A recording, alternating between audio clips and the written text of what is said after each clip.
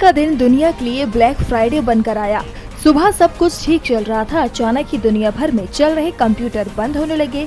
दफ्तरों में काम करने वाले सिस्टम्स ने अचानक काम करना बंद कर दिया।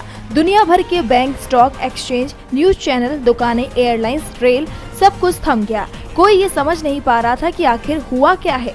जल्दी जल्दी सरकारें हरकत में आई और आपात बैठक बुलानी पड़ी, जिसके बाद पता चला कि माइक्रोसॉफ्ट के सर्वर में कुछ दिक्कतें आई हैं, जिसके चलते सबसे ज्यादा असर पेमेंट सिस्टम, टेलीकम्युनिकेशन और इमरजेंसी सर्विस, हेल्थ सिस्टम और ब्रॉडकास्ट जैसी सेवाएं बाधित हो रही हैं। अमेरिका, यूके, जर्मनी, ऑस्ट्रेलिया जैसे कई देशों में इसका जबरदस्त असर पड़ा। भारत में विमान सेवाएं इससे प्रभावित रहीं। दिल्ली, मुंबई, बेंगलुरु जैसे कई एयरपोर्ट पर विमान देरी से चल रहे हैं और यात्रियों को हाथों से लिखकर मैनुअल बोर्डिंग पास दिए जा रहे हैं। अमेरिका, ब्रिटेन और भारत सहित कई देशों में हजारों फ्लाइट कैंसिल हो चुकी हैं और लो फ्लाइट उड़ भी रही हैं, और जो फ्लाइट्स उड़ भी रही हैं उनमें भी काफी देरी हो रही है। भारत में इंडिगो, स्पाइसजेट जैसी एयरलाइंस ने बताया कि उनकी बुकिंग, चेक इन और फ्लाइट अपडेट सर्विस प्रभावित हुई है। बोर्डिंग पास हाथ से लिखकर दिए जा रहे हैं। ये समस्या एंटीवायरस क्राउड स्ट्राइक के अपडेट के बाद आई है। बता दें कि क्राउड स्ट्राइक एक साइबर सिक्योरिटी प्लेटफॉर्म है जो यूजर्स को सिक्योरिटी सॉल्यूशन देता है। क्राउड स्ट्राइक के अपडेट के कारण ही माइक्रोसॉफ्ट के एज्योर क्लाउड और माइक्रोसॉफ्ट 365 सर्विसेज में परेशानी आई। माइक्रोसॉफ्ट ने कहा कि हमें समस्या की जानकारी है और हमने कई टीमों को इसे सुलझाने में लगाया है। जल्द ही इसे ठीक कर लिया जाएगा। इससे वही यूजर प्रभावित हुए हैं जो माइक्रोसॉफ्ट एज्योर का इस्तेमाल करते हैं। बावजूद यूपी में योगी सरकार ने कांवड़ यात्रा के मार्ग में पड़ने वाले सभी दुकानदारों को बड़ा आदेश दिया है। कांवड़ यात्रा पर पड़ने वाली दुकानों में दुकानदार को अब अपना नाम लिखना होगा। इसमें दुकान मालिक का नाम और डिटेल लिखी जाएगी। सरकार का कहना है कि कांवड़ यात्रियों की शुचिता यानी पवित्रता बनाए रखने के लिए ये फैसला लिया है और यही नहीं, हलाल सर्टिफिकेशन वाले प्रोडक्ट बेचने वालों पर कड़ी कार्रवाई होगी। तो वहीं अब यूपी की तर्ज पर उत्तराखंड में भी कांवड़ यात्रा को लेकर यही आदेश जारी कर दिया गया है। हरिद्वार एसएसपी ने इस बात की पुष्टि की है। अब दुकान मालिक और स्टाफ का नाम लिखना जरूरी होगा। इसी आधार पर दुकानदारों का वेरिफिकेशन भी किया जाएगा।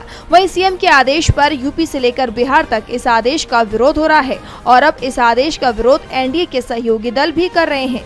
जनता दल यूनाइटेड के नेता केसी त्यागी ने मुजफ्फरनगर पुलिस के आदेश को सांप्रदायिक तनाव फैलाने वाला बताया। तो वहीं आज सीएम योगी ने जब आदेश लागू किया तो इस पर भी केसी त्यागी ने फिर से प्रतिक्रिया दी है।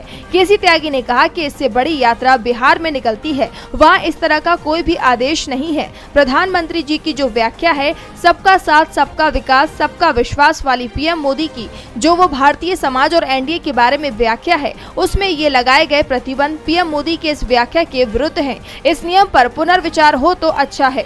तो कभी बीजेपी के वरिष्ठ नेता और पूर्व केंद्रीय मंत्री मुख्तार अब्बास नकवी ने भी सोशल मीडिया पर इस आदेश की आलोचना की थी। उन्होंने इस आदेश को अति उत्साहित, हड़बड़ी में गड़बड़ी और छुआछूत को बढ़ावा देने वाला बताया। हालांकि यूपी सरकार के आदेश के बाद नकवी ने अपने बयान से पलटी मारते हुए कहा कि कुछ कंफ्यूजन था जिसे सरकार ने अब दूर कर दिया है। बता दें कि शुक्रवार को सीएम योगी ने मुजफ्फरनगर के बाद इस आदेश को पूरे प्रदेश में लागू कर दिया है और इस आदेश को लागू करने के पीछे योगी सरकार का तर्क है कि इससे कांवड़ यात्रियों में कंफ्यूजन नहीं होगा, मतलब दुकानदार का धर्म पता चल जाएगा। चुनावी बॉन्ड मामले में एक बार फिर से बीजेपी की मुश्किलें बढ़ने वाली हैं। पहले से ही पार्टी चुनावी चंदे को लेकर बैकफुट पर है और अब इस मामले में एसआईटी गठन की संभावनाओं ने उसे और भी डरा दिया है। बता दें कि सुप्रीम कोर्ट की 5 जजों की संविधान पीठ ने 15 फरवरी को मोदी सरकार की शुरू की गई गुमनाम राजनीतिक चंदे की इलेक्टोरल बॉन्ड योजना को असंवैधानिक बताते हुए रद्द कर दिया था।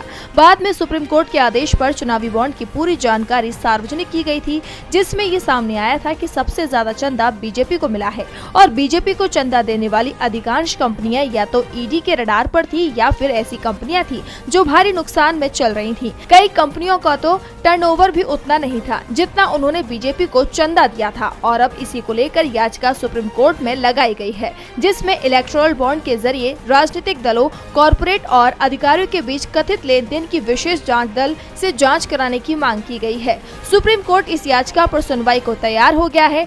22 जुलाई को कोर्ट इस मामले में सुनवाई करेगा। याचिका में चुनावी बॉन्ड योजना को घोटाला करार दिया गया है, जिसमें शेल कंपनियों और घाटे में चल रही कंपनियां जिन्होंने राजनीतिक दलों का चंदा दिया है, उनकी जांच के आदेश देने की मांग की है। बताते चले कि चुनावी बॉन्ड को लेकर बीजेपी पर आरोप था कि उसने कई कंपनियों से मोटा चंदा लेकर उन्हें कई सरकारी टेंडर सौंपने का काम किया है। इस मुद्दे को राहुल गांधी समेत पूरे इंडिया गठबंधन ने भी चुनावी प्रचार के दौरान जोर शोर से उठाया।